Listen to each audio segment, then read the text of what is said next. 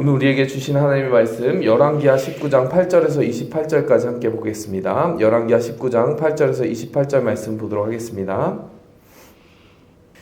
네, 직접 읽도록 하겠습니다. 랍사게가 돌아가다가 아수르 왕이 이미 라기스에서 떠났다 함을 듣고 림나로 가서 아수르 왕을 만났으니 왕이 거기서 림나와 싸우는 중이더라. 아수르 왕은 구스 왕 디르하가가 당신과 싸우고자 나왔다 함을 듣고 다시 히스기야에게 사자를 보내며 이르되 너희는 유다 왕 히스기야에게 이같이 말하여 이르기를 내가 믿는 내 하나님이 예루살렘을 아수르 왕의 손에 넘기지 아니하겠다 하는 말에 속지 말라. 아수르의 여러 왕이 여러 나라에 행한 바 진멸한 일을 내가 들었나니 내가 어찌 구원을 얻겠느냐. 내 조상들이 멸하신 여러 민족 곧 고산과 하란과 레셉과 들라살에 있는 에덴 족속을 그 나라의 신들이 건졌느냐. 하마담과 아르밧 왕과 스발와임 왕과 헤나와 아와의 왕들이 다 어디 있느냐 하라 하니라. 히스기야가 사자의 손에서 편지를 받아보고 여호와의 성전에 올라가서 히스기야가 그 편지를 여호와 앞에 펴놓고 그 앞에서 히스기야가 기도하여 이르되 그룹들 위에 계신 이스라엘의 하나님 여호와여 주는 천하 만국의 홀로 하나님이시라. 주께서 천지를 만드셨나이다. 여호와여 귀를 기울여 들으소서. 여호와여 눈을 떠서 보시옵소서. 사내립이 살아계신 하나님을 비방하러 보낸 말을 들으시옵소서. 여호와여 아수르 여러 왕이 과연 여러 민족과 그들의 땅을 황폐하게 하고 또 그들의 신들을 불에 던져 싸우니 이는 그들이 신이 아니요 사람의 손으로 만든 것 곧 나무와 돌 뿐이므로 멸하였나이다. 우리 하나님 여호와여 원하건대 이제 우리를 그의 손에서 구원하옵소서. 그리하시면 천하 만국이 주 여호와가 홀로 하나님이신 줄 알리이다 하니라. 아모스의 아들 이사야가 히스기야에게 보내 이르되 이스라엘 하나님 여호와의 말씀이 내가 아수르 왕 사느립 때문에 내게 기도하는 것을 내가 들었노라 하셨나이다. 여호와께서 아수르 왕에게 대하여 이같이 말씀하시기를 처녀 딸 시온이 너를 멸시하며 너를 비웃었으며 딸 예루살렘이 너를 향하여 머리를 흔들었느니라. 내가 누구를 꾸짖었으며 비방하였느냐. 누구를 향하여 소리를 높였으며 눈을 높이 떴느냐. 이스라엘의 거룩한 자에게 그리하였도다. 내가 사자들을 통하여 주를 비방하여 이르기를 내가 많은 병거를 거느리고 여러 산 꼭대기에 올라가며 레바논 깊은 곳에 이르러 높은 백향목과 아름다운 잣나무를 베고 내가 그 가장 먼 곳에 들어가며 그의 동산의 무성한 숲풀에 이르리라. 내가 땅을 파서 이방의 물을 마셨고 나의 발바닥으로 애굽의 모든 강들을 말렸도다 하였도다. 내가 듣지 못하였느냐. 이 일은 내가 태초부터 행하였고 옛날부터 정한 바라. 이제 내가 이루어 너로 견고한 성들을 멸하여 무너진 돌무더기가 되게 함이니라. 그러므로 거기에 거주하는 백성의 힘이 약하며 두려워하여 놀랐나니 그들은 들의 채소와 푸른 풀과 지붕의 잡초와 자라기 전에 시든 곡초같이 되었느니라. 내 거처와 내 출입과 내가 내게 향한 분노를 내가 다 아노니 내가 내게 향한 분노와 내 교만한 말이 내 귀에 들렸도다. 그러므로 내가 갈고리를 내 코에 꿰고 재갈을 내 입에 물려 너를 오던 길로 끌어 돌이키리라 하셨나이다. 아멘. 네, 우리가 계속해서 히스기야 왕의 그 일대기를 살펴보고 있으며 히스기야 왕이 아수르 왕의 침공을 받았을 때 어떻게 대처하였는지를 살펴보았습니다. 아수르 왕은 계속해서 그 북쪽 지역 남유다의 기준으로 보았을 땐 북쪽 그리고 서쪽에 있는 라기스까지 이제 침공하여 들어와서 남유다에 심각한 위협을 가하는 일들이 있었습니다.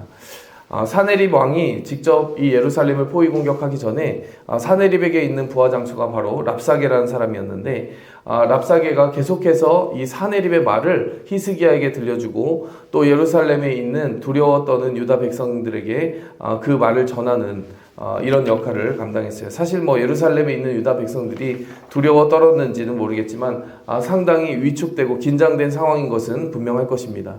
그러나 그들이 그럼에도 불구하고 함부로 입에 불신의 말을 담지 아니하고 잠잠히 하나님을 기대하고 기도하였던 것은 그들이 이제 사네립의 말을 들었을 때의 반응을 보면 알 수 있어요. 그렇게 랍사게가 와서 그 비방하는 말, 하나님을 비방하고 예루살렘을 비방하고 히스기야 왕을 비방하는 말을 잔뜩 늘어놓았지만 그들의 입에서는 한마디도 나오지 않았다는 것이죠. 마치 여리고성을 이렇게 점령하기에 앞서서 하나님께서 그 여리고성을 점령하는 이스라엘 백성들에게 주신 지침이 바로 침묵하여 한 말도 입에 내지 말라라고 하는 그 지침을 주셨고 그 지침을 잘 이스라엘이 지켰던 것처럼 영적 전쟁에 임하는 우리의 자세가 무엇입니까? 하나님께서 우리에게 주신 그 말의 힘을 믿고 하나님께서 주신 약속만을 선포하는 것입니다. 함부로 우리의 입으로 우리의 믿음을 스스로 허물어뜨리거나 우리를 통하여 역사하실 하나님의 일들을 불신하는 말들을 우리의 입으로 담아내면 그것은 우리의 힘과 그런 영적인 내공을 스스로 깎아내리는 것과 진배 없습니다. 그러나 우리가 그럴 때일수록 침묵을 지키고 또 더 나아가 하나님의 우리에게 주신 그 약속의 말들을 믿음으로 붙잡아서 우리 입술에 담아낸다면 그것이 결국 약속대로 이루어질 것이고 하나님께서 주신 그 믿음의 약속이 우리 눈앞에 펼쳐지는 것을 더 보게 됨으로써 그것이 또한 간증이 되어 우리 입술에 담기게 될 줄 믿습니다. 오늘 본문 말씀을 통해서 믿음의 교훈을 하나하나 정리하고 나아가기 원하는데요.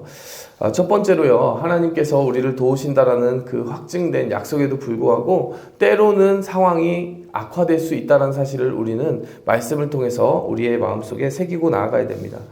8절에 보면 랍사게가 돌아가다가 아수르 왕이 이미 라기스에서 떠났다 함을 듣고 림나로 가서 아수르 왕을 만났으니 왕이 거기서 림나와 싸우는 중이더라. 이것은 남유다 입장에서 보면 상황이 악화된 것이에요. 눈으로 보기에는 적어도 그렇습니다. 왜 그럴까요? 이 랍사게가 돌아가다가, 랍사게가 누구입니까? 아수르 왕의 그 전원을 받고 예루살렘에 포악한 말을 하였던 이 아수르 왕의 전령 아닙니까? 전령이자 부하장수죠. 랍사게가 하고 싶은 말 다 하고 다 쏟아내고 이제 아수르 왕이 어디 있나 자기 이제 주인에게 돌아가려고 하는 거죠.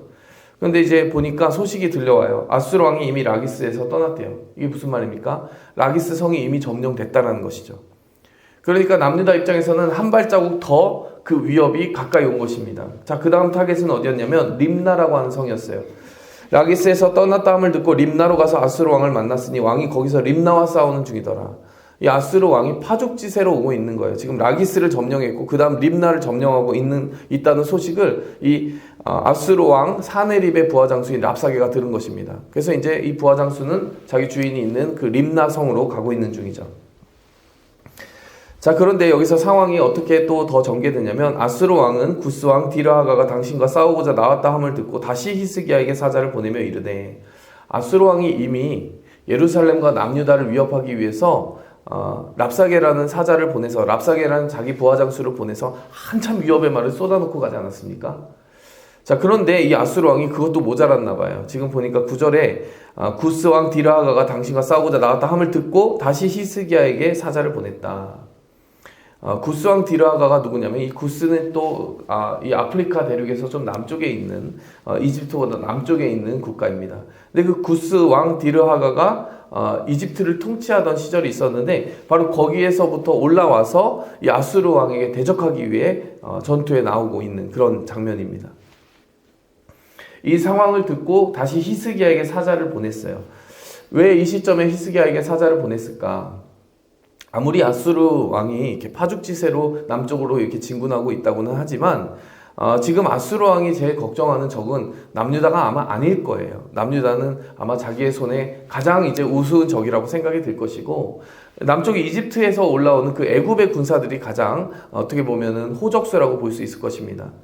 근데 이 남쪽에서 이집트의 파라오가 직접 대군을 이끌고 온다, 이 구스 왕 디르하가가 올라온다라고 하는 소식을 들었을 때 이 아수르 왕은 하루빨리 이 남유다를 어떻게든 위협해서 전쟁을 치르지 않는 상태로 자기에게 복속시키려고 했을 거예요. 다시 말하면 아주 남유다를 겁박하고 위협해서 이 남유다가 스스로 모든 무장을 해제하고 이 전쟁에 참전하지 않도록 바라는 것이 이 아수르 왕의 목적이었을 것이에요. 그러니까 이집트 왕이 계속 올라오니까 이집트 왕과의 그 싸움에 혹시라도 남유다가 손을 보태서 이개 국가와 함께 그 대적을 해야 된다라는 그 부담감이 생길까봐 이 아수르 왕이 또 선전전을 펼치기 시작합니다. 선전과 선동을 통해서 유다를 낙담시키고 무너뜨리려고 하는 것이죠. 자, 그래서 10절에 보니까 너희는 유다의 왕 히스기야에게 말하여 이르기를 내가 믿는 내 하나님이 예루살렘을 아수르 왕의 손에 넘기지 아니하겠다는 말에 속지 말라. 자, 여기서 또 선전을 하기 시작하는 거예요.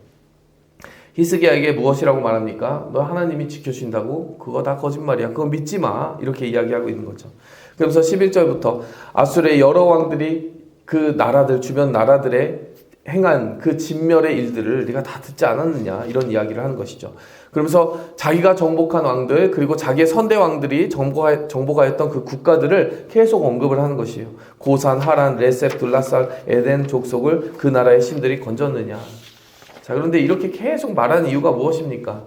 싸우고 싶지 않은 거예요. 어쨌든 이 왕도 지금 부담감을 느끼고 있는 것이 분명합니다. 이렇게 겉으로 보아서는 의기양양하고 또 호기롭게 이런 말들을 하지만 사실은 그 뒤에서는 이 아수르 왕도 부담감이 있기 때문에 지금 이렇게 선전을 통해서 유다의 사기를 꺾어놓고 전쟁 자체를 포기하게 만들려는 유도 전술을 펼치고 있다는 것이에요. 우리가 사단이 우리를 공격할 때요, 그 공격하는 매서운 기세 때문에 그 기세 자체만으로 주눅이 들 때가 있습니다. 하지만 우리가 간파해야 되는 것이 있어요. 그것은 예수 그리스도, 우리의 대장 되신 예수님이 이미 십자가에서 그의 정체를 다 폭로하시고 그가 쓰는 무기가 무엇입니까? 죄죠. 죄의 화살을 우리에게 쏘게 되어 있고 우리를 유혹하고 우리를 넘어뜨리고 우리를 시험에 빠뜨리려고 하는 것이 사단의 무기인데 그 모든 죄의 능력, 죄의 권세라고 하는 것을 다 무너뜨리셨다는 것이에요. 예수님이 보혈을 흘려주셨거든요. 그리고 그 사랑으로 우리를 품어주셨거든요. 그렇기 때문에 우리를 넘어뜨려서 하나님과 우리를 이간하려고 하는 그 술책은 더 이상 이제 통하지 않는 겁니다. 이미 사단의 모든 무기는 바닥이 났어요. 그리고 예수님이 죽음 후에 부활하셨거든요. 이젠 죽음으로 우리를 겁박하려고 해도 우리는 겁박되지가 않아요. 우리가 이 지금 열왕기하 말씀을 함께 보면서 영적으로 우리가 새기고 가야 되는 교훈은 그렇습니다. 사실은 사단이 의기양양해 보여도 이미 다 패배했다. 그래서 예수님이 요한복음에서 무슨 말씀하셨습니까? 성령님이 오시면 의에 대해서, 죄에 대해서, 심판에 대해서 너희를 이 세상을 책망하시리라 이렇게 말씀하셨는데, 특별히 심판에 대해서 무엇이라고 이야기하셨냐면, 심판에 대하여라 함은 이 세상 임금이 이미 심판받았습니다. 무슨 말입니까? 이 세상의 임금으로 그동안 군림하였던 사단의 세력이 이미 심판받았다는 것이에요. 이미 멸망이 자초되어서 멸망이 예비되어 있다는 사실입니다. 그렇기 때문에요, 우리는 그 으름장과 그 호기로운 그 말들이 다 거짓이라는 것, 빈 그릇, 빈 수레가 요란하듯이 그냥 요란할 뿐이라는 것을 알고 전쟁에 임하는 것이에요. 지금 오늘 이 본문 말씀에서도 히스기야 왕이 얼마나 또 그 말들을 들으면 심란하고 두렵겠습니까? 또 우리에게도 가끔 그런 영적 전쟁의 소식이 들려올 때 사단이 우리를 겁박하고 두렵게 만드는 일이 얼마나 많습니까? 그럴 때마다 우리 마음에 새겨야 돼요. 이미 예수님이 다 이겨놓은 전쟁 우리가 싸우러 들어가는 것이다. 우린 가서 전리품 챙기러 가는 것이지 우리가 싸워서 더 싸울 전쟁이 있는 것이 아니에요. 우린 예수 그리스도의 이름으로 싸우는 것입니다. 그 사실을 늘 기억하기 원합니다. 13절에 보니까 이 빈수레가 요란해서 계속 또 이렇게 이야기해요. 하마도 왕과 아르바도 왕과 스발와임 성의 왕과 헤나와 아와의 왕들이 다 어디 있느냐. 스스로 자기의 전공을 자랑하면서요, 그 왕들이 다 자기 무릎 앞에 꿇었으니 너도 겁을 내라 이렇게 이야기를 하는 것이죠.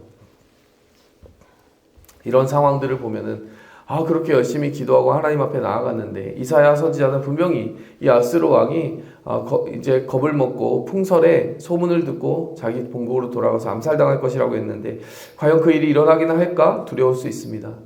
우리가 기억해야 되는 것, 기도한다라고 해서 즉각적으로 상황이 뒤따르지 않을 수도 있다는 것입니다. 분명히 히스기야가 하나님께 기도했어요. 이사야에게 응답받았어요. 그런데 라기스가 점령당했고 림나도 점령 직전이라는 소식이 들려옵니다. 그럼 상황이 바뀐 건 하나도 없잖아요. 종종 성도들도 이런 상황 경험하지 않습니까? 기도를 열심히 했단 말이에요. 응답의 확신도 내 마음에 이렇게 가득 들어찼다라는 거예요. 또 말씀을 통해서든지 묵상을 할 때든지 또 설교를 통해서든지 하나님이 응답 주신다는 사인도 받았단 말이에요.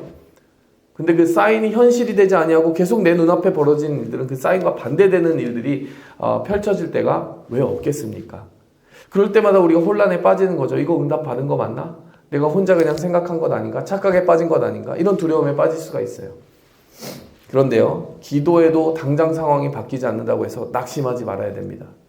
하나님께서 당분간은 바로 즉각적인 상황의 변화가 아닌 우리의 기다림과 인내를 요구하시는 때를 허락하실 수가 있어요. 그래서 우리는 어떻게 해야 됩니까? 어려움의 순간에도 우리를 바라보시는 하나님의 시선을 통해서 상황을 바라볼 수 있어야 돼요. 그것이 우리가 마음에 새기고 가야 되는 또 다른 교훈입니다. 어려움의 순간에도 우리를 지켜보시는 하나님의 시선, 그 시선을 통해서 바라보라는 거죠. 자, 14절부터 16절 보니까요, 히스기야가 사자의 손에서 편지를 받아보고 여호와의 성전에 올라가서 히스기야가 그 편지를 여호와 앞에 펴놓고, 14절에 지금 히스기야가 무엇을 하고 있습니까? 지금 두 번째 위협 편지를 받은 거잖아요. 이건 아예 공문 형태로 온 거잖아요. 첫 번째 위협은 랍사게가 와서 막 떠들고 갔단 말이죠. 근데 이 두 번째는 아예 편지가 정식적으로 왔어요. 이 사네립 왕이 직접 적게 해서 보낸 공문이라는 말이죠. 그 위협의 편지를 아예 물증으로 들고 가는 것입니다. 하나님 앞에 들고 가고 펴놓는 것이에요. 그러면서 15절에 히스기야가 기도하면서 이렇게 말하는 것입니다. 천사들 위에 계신 이스라엘의 하나님, 만국 위에, 그리고 천하 만국 위에 홀로 하나님이신 하나님, 천지를 지으신 하나님, 이렇게 부르는 거예요.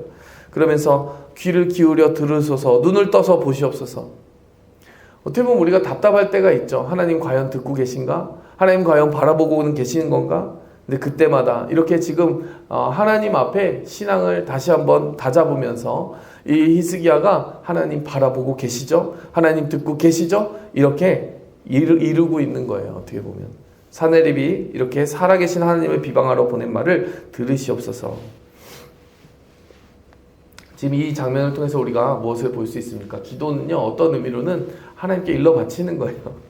내 힘으로 되지 않고, 또 가끔 우리가 참 억울한 일 당할 때가 있잖아요. 그럴 때마다 우리는 하나님께 이르러 가면 됩니다. 우리가 어디 하소연한다라고 그러잖아요. 우리가 너무 답답한 일 있고 억울한 일 당하면 하소연을 하잖아요.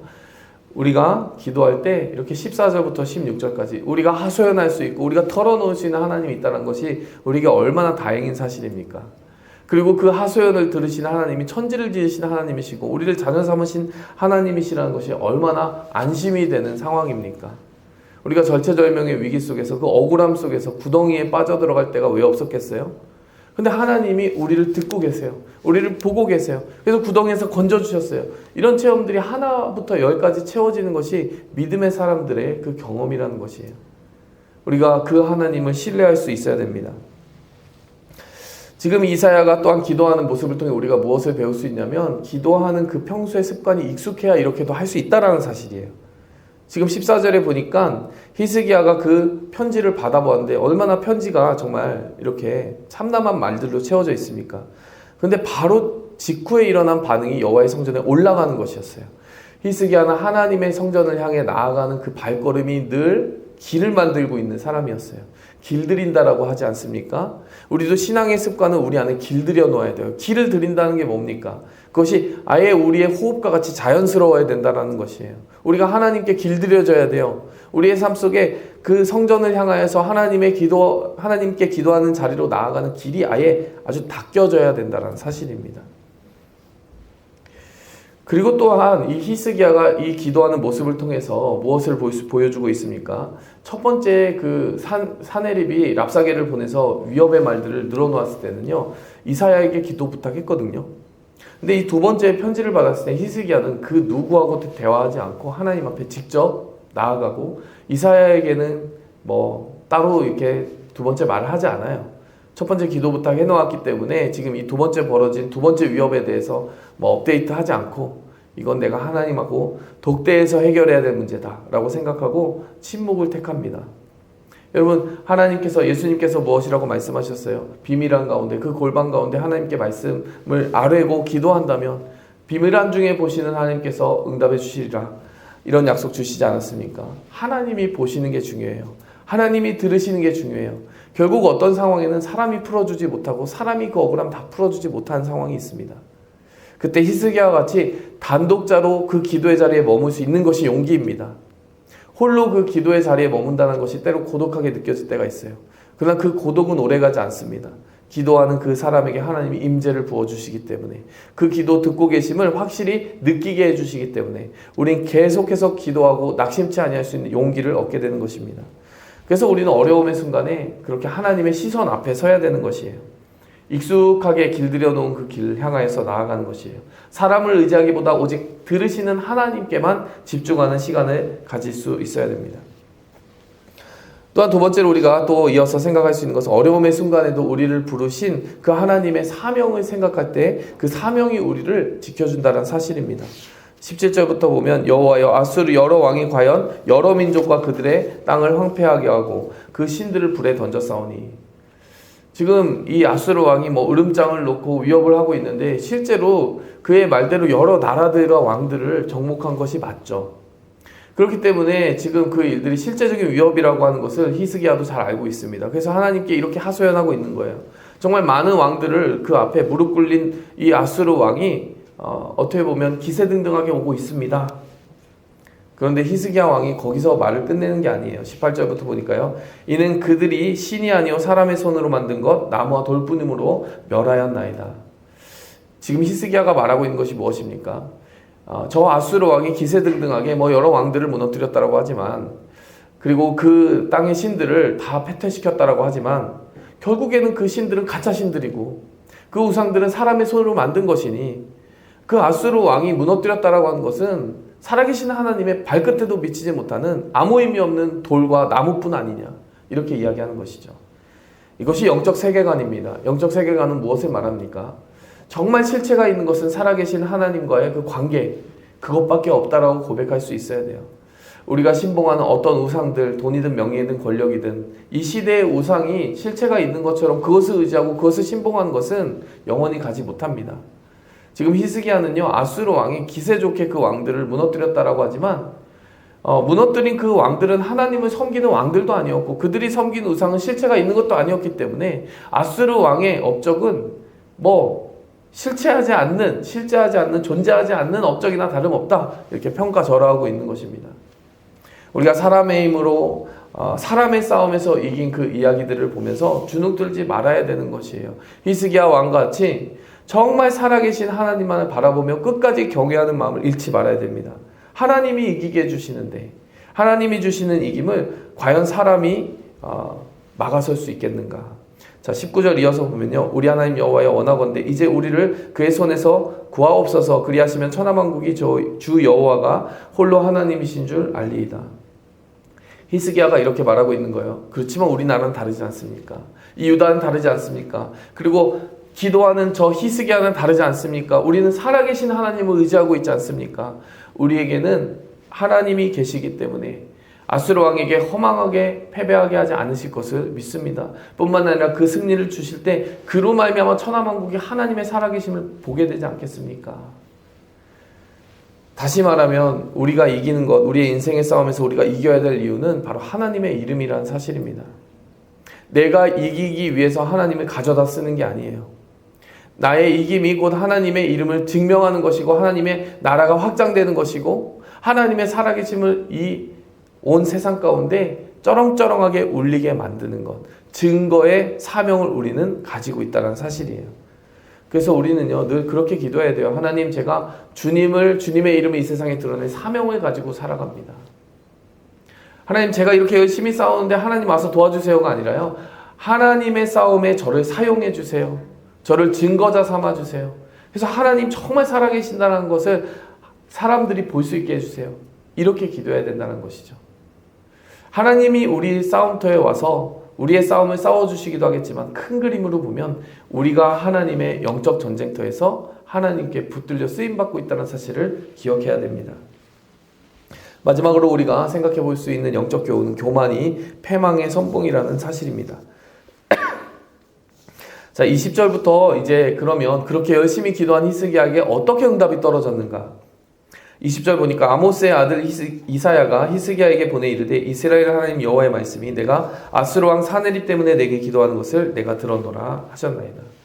우리 앞부분에 분명히 보지 않았습니까? 지금 아수르 왕으로부터 두 번째 위협을 받았어요. 첫 번째 위협을 받았을 때는 이사야 선지자에게 도움을 청했습니다. 기도 부탁을 했어요. 근데 두 번째 위협을 받았을 때는 히스기야가 이사야에게 아무 사람도 보내지 아니하였고, 지금 두 번째 위협을 받았다라는 소식에 대해서 알리지 않았다라고 우리가 살펴보지 않았습니까? 그럼 이사야는 지금 이 상황을 모르고 있어요. 그런데 이사야가 기도하는 중에 지금 이런 상황 변화가 있다는 것을 하나님으로부터 이미 전에 들은 거죠. 히스기야가 하나님 앞에 골방에 나가서 기도했지만 그 골방에서 아무도 모르게 그 사실을 이사야에게도 따로 업데이트하지 않고 홀로 기도했지만 성령의 교통함을 허락하사 하나님이 이사야를 보내신 거예요. 이사야 붙들고 이사야 선지자여 이것 좀 들어보세요, 저것 좀 들어보세요 하지 않았는데 하나님의 성령께서 벌써 움직여서 이사야 선지자에게 응답을 주셨고, 이것이 더 큰 확증이 된 거죠. 내가 하나님께만 말했는데 또 하나님이 다 아시고 이 성도들의 교통함을 통해 나에게 안심을 주시고 확증을 주시는구나. 때로 이런 일이 있어요, 우리가. 그쵸? 내가 하나님 앞에만 고민하고 있었는데 갑자기 그 일들이 성령의 교통함을 통하여 어떤 성도들의 기도를 통하여 누군가 나에게 다가와서 말하는 거예요. 기도하고 있다고. 하나님이 기도시키신다고. 그런 일이 교회에 풍성하기를 원해요. 우리 가정에 풍성하기 원합니다. 그러려면 먼저 우리가 기도하고 있어야 돼요.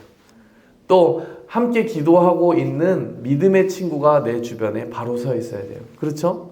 우리가 그런 사람들을 귀히 여기고 가까이 해야 됩니다. 히스기야 입장에서는 이사야가 그런 사람이죠. 성도 여러분, 우리의 삶의 주변에 그 이사야와 같이 내가 구구절절 이야기하지 않아도 나를 위해 기도할 수 있는 사람, 기도의 사람을 귀히 여기시기 바랍니다. 또한 내가 누군가에게 구구절절 다 기도 부탁하지 못하는 그 순간에도 하나님께서 분명히 들으신다는 것을 기억하시기 바랍니다. 그래서 20절에 하나님이 처음 말씀해 주신 게 그거예요. 다 들었다 이거예요. 들었다. 그러면서 21절부터 25절까지는 하나님이 아수르 왕에 대해서 직접적으로 경고하시고 심판을 말씀하시는 거예요. 네가 어디서 나를 비웃고 그렇게 교만한 말을 하느냐. 뭐 요지를 따지자면 그런 말 아닙니까? 처녀딸 시온이 너를 멸시하며 너를 비웃었다. 이게 무슨 말입니까? 네가 위협했다라고 하지만은 하나님의 백성들 그것 때문에 두려워하지 않는다. 그들이 오히려 너를 비웃고 있다. 이렇게 이야기하는 것이죠. 그러면서 22절에 네가 감히 누구를 꾸짖고 누구를 비방하였느냐. 이스라엘의 거룩한 자에게 그렇게 한 것이다. 하나님의 백성으로 살아간 특권은 그것입니다. 누군가 우리를 공격하면 하나님은 그것을 자기를 향한 공격으로 받아들이세요. 그리고 천지를 지으신 하나님이 우리를 위해 싸우십니다. 23절에 보니까 네가 사자들을 통하여 주를 비방하여 이르기를, 여기도 이렇게 말씀하지 않습니까? 이것이 결국 주님을 향한 비방으로 받아들여지고 있어요. 그러면서 모든 백향목과 아름다운 잣나무를 베고 24절에 내가 땅을 파서 이방의 물을 마셨고 애굽의 모든 강들을 말렸다. 이런 말들을 늘어놓고 있는데 23절과 24절의 말은 무슨 말입니까? 네가 이런저런 전공을 세우고 나라들을 정복했다 이렇게 늘어놓고 있지만 25절 말씀 보니까요. 네가 듣지 못하였느냐. 이 일은 내가 태초부터 행하였고 옛날부터 정한 것이다. 다시 말하면 네가 어떤 승리를 거두었든 하나님이 너에게 허락하신 승리일 뿐이야. 이렇게 말씀하고 있는 거예요. 아수르 왕은요, 자기가 힘이 강하고 자기 군대가 세고 자기가 지혜로워서 이긴다라고 지금 착각하고 있지만 하나님은 분명히 말씀하시는 겁니다. 내가 너를 들어서 이집트와 주변 국가들이 이렇게 쇠잔하게 만들고 그 힘이 약하게 만들도록 너를 일시적인 도구로 쓰고 있을 뿐이다. 그런데 그것도 모르고 지금 교만을 떨고 있느냐 이렇게 이야기하는 것이죠. 그러면서 28절에 네가 내게 향한 분노와 교만한 말이 내 귀에 들렸도다. 심지어는 그 교만한 마음이 지나쳐서 하나님을 향해 분노하는 지경에 이르렀으니 네가 지금 생각하고 말하고 행동하는 것이 얼마나 어리석냐. 네가 파멸길을 스스로 자초하는 것이다. 이렇게 지금 하나님께서 아수르 왕에 대해서 지금 메시지를 강하게 선포하고 있는 거죠. 전체적인 구조를 보시기 바랍니다. 아수르 왕 사네립이 자기의 부관 랍사게를 보내서 예루살렘을 위협했어요. 자, 그런데 하나님은요, 하나님의 종 히스기야에게 그에 대응하는 말씀을 전하게 하신 거예요. 우리는 하나님의 사자들입니다. 그리고 우리를 위해 싸우시는 왕은 바로 천지를 지으신 하나님이세요. 그 하나님의 부관이 되어서 우린 영적 전쟁에 지금 파견이 되어 있는 상황입니다. 그리고 우리가 이 말씀 통해서 마지막 부분에서 기억하는 것 무엇입니까? 우리가 싸워 이기는 것, 우리가 싸워서 승리하는 것이 아니라는 사실이에요. 아수르 왕과 우리의 차이점은 무엇이냐면요, 우리에게 어떤 승리를 주시든지 우리는 최후의 영광을 반드시 하나님께 올려드린다는 사실이에요. 아수르 왕은 이기고서 자축 파티를 하는 겁니다. 내가 이겼어. 내가 이런 공을 세웠어. 내가 이 신들과 왕들을 다 굴복시켰어. 자기의 업적을 쭉 읊고 있어요. 근데 우리는 그렇게 살아가면 안 됩니다. 우리가 무엇을 성취하든지 내 손에 힘을 주신 하나님, 내게 좋은 사람 붙여주신 하나님, 이 모든 상황과 우연과 기회가 맞아떨어져서 나를 지켜주신 하나님, 그리고 나를 넘어뜨릴 수 있는 수많은 내 손과 통제를 벗어난 그 위험으로부터 나를 보호하여 주셔서 울타리 쳐주신 하나님. 그래서 그 하나님 없이는 여기까지 못 왔습니다라고 우리는 고백할 수 있어야 돼요. 그래야 하나님께서 지금 아수르 왕을 꾸짖는 그 꾸짖음이 우리에게 미치지 않는 것입니다. 우리는 항상 하나님께 겸손을 통해 칭찬받고 겸손을 통해 하나님께 영광 돌리는 삶을 살아야 될 줄 믿습니다. 말씀을 맺고 정리하도록 하겠습니다.